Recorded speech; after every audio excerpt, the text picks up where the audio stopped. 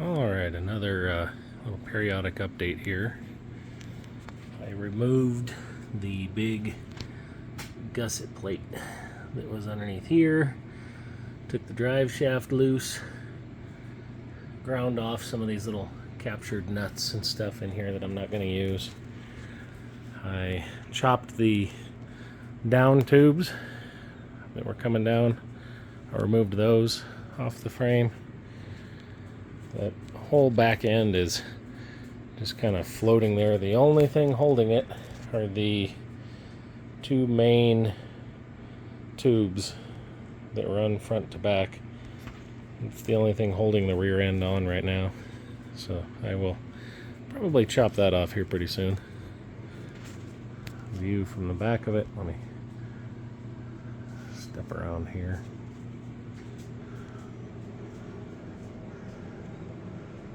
So pretty much the whole rear end is removed. I gotta go through and grind these down all nice and smooth, get rid of that, and then I'll get to chopping the whole rear end off, start scooting it back. So I've been studying things. I'm gonna cut it right here for the first chunk, and same spot on the other side, right in there. That way the sway bar stays with the rear suspension. My alternator alignment with the output shaft of the engine will stay the same. All that good stuff. And then all I'm really going to have to fab up these two little vertical tubes here and there will get removed completely.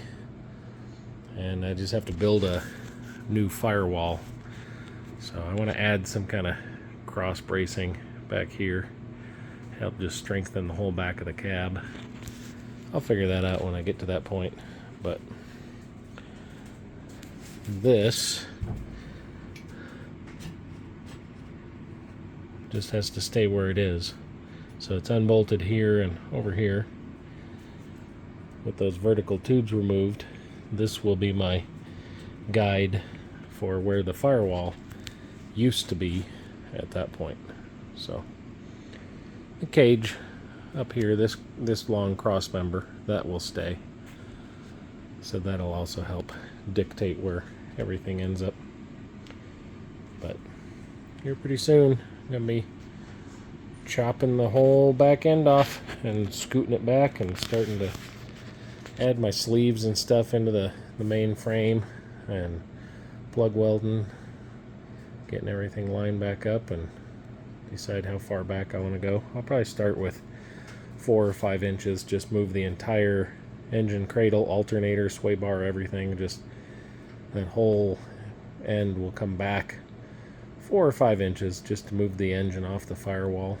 And then I'm also going to cut it probably right in here and scoot that whole rear tower back another 4 or 5 inches just to get the rear differential away from the engine. When the engine's installed, this CV shaft sits within like a ½ an inch of the stator cover of the engine. So I want to make myself a little bit more room back there to work on things, and longer wheelbase always helps. Excuse me. Alright, I'll catch y'all later.